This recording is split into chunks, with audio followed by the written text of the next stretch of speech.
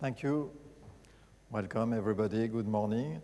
Je suis désolé pour tous les anglophones, mais je vais parler. I apologize for all our English speakers, but I'll be talking English today. I'm going to go back on a couple of topics that were brought up just beforehand, because I think there's an element that wasn't really mentioned up until now, is a guarantee for listeners an access to radio. A chip in a car, in a phone, doesn't guarantee that you to be listened to radio. If you remember 5-10 years ago, except maybe for Apple, we had an FM chip and sometimes DAB. Today, 95% of these chips, even if they have a chip, it's not activated and you can't listen to the radio with it. Why wouldn't we see a similar situation in cars? And I'm going to ask you questions, and if you would like to answer, you can raise your hand. Who has used Apple Car or Google Android in your car? Please raise your hand. That's quite a lot of people. The latest versions of these updates fully control the vehicle software. With Apple, you can try this on your phone. Apple has radios that they call it radio. And what is a radio? Tomorrow in your car, when Google and Apple will control everything in your car, what guarantees the real access of the radio you'll have access to, and what order? Is the radio going to be at the bottom of a list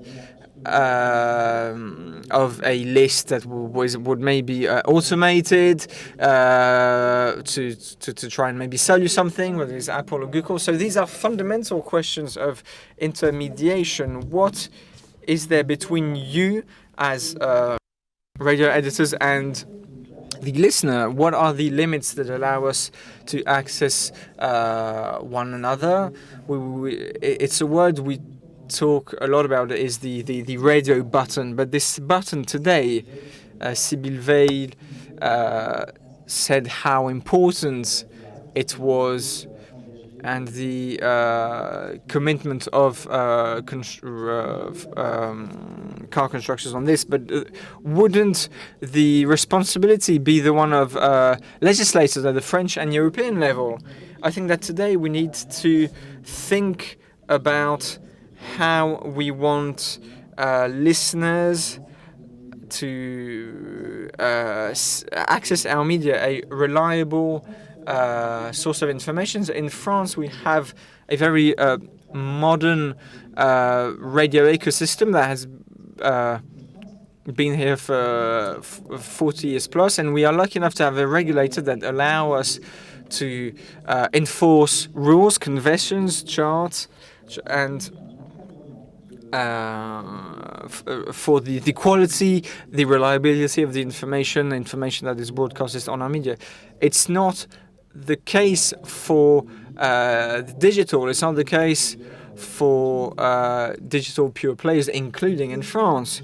So let's try to look at the future, and let's keep in mind that a DAB chip in a car, in a phone, isn't enough to guarantee access to our listeners to our programs. And I think at the European level, I know that the EBU is working on this. I know that Radio Player is thinking at alternative solution as Slime, but we need to guarantee a universal right to a direct access to listeners. The broadcast is a solution as long as we keep the management of the access menus.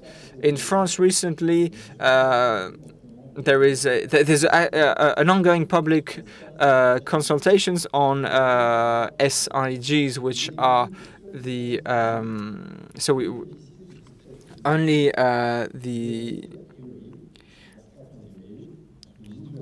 So on a radio list, there is a priority for this. So you would show up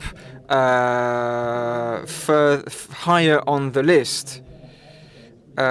Do we need to stop at the public service to listen after 3, listen to private broadcasters?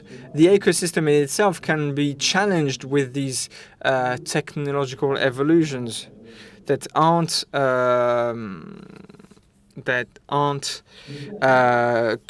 controlled enough. DAB in France is quite unique because it has to adapt to particular situations. It is the country of 1,000 cheeses and 1,000 radios. The group I represent has 3 radios today, and it's also 75 local radios. Radio France is 100 different radios, whether they're commercial, local, or regional. DAB, as it was, as Sylvie said, on the short term, by the end of this year, 3 out of 5 listeners could listen to DAB. Unfortunately, for the 75 local radios of Lagardère, most listeners can't access these local broadcasts because the choices were made. They didn't allow the local these local broadcasts aren't able to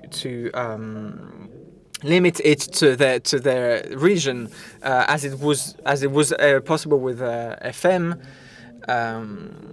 Maybe we should think about an evolution of these norms and regulations. In France, this specificity could lead us to desire that a national program that's broadcast as FM or DAB,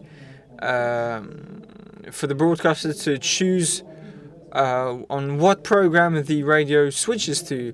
As you know, today the best technology wins it, so your auto radio will switch to from FM to DAB automatically. But what happens if you have your national program that's broadcasted in DAB and at the same time you have an FM local program? Well, naturally the auto radio will switch to the DAB national program. So there is a risk of seeing a lot of different programs disappear. It's worrying for the listeners. Lagardère, and it's 3 radios. 2 of them do local content. When we have 4 hours of local program on 75 radios, it's a true risk for diversity, for access to information, for expression, information to services on a day-to-day basis. And I would like to end my presentation with this need to think about this, the preservation of the access to the radio. We need to be able to guarantee a sort of unalienable right and access to their media for the listeners without any intermediaries that would be able to control their choices, guaranteeing the operators of whom we ask to respect regulations, codes of ethics, all of these things. As you know, in France, we signed climate contracts that are very important for raising awareness on the world of tomorrow. We need to guarantee this in the law via the national legislators, but also at the European level. So it's a very French problem. We need to think with the Ministry of Communications and Culture, but also with the regulators. We need to solve this problem. It might come from an extension, a transformation of a DAB technology for a French model because of the French specificities. Thank you very much.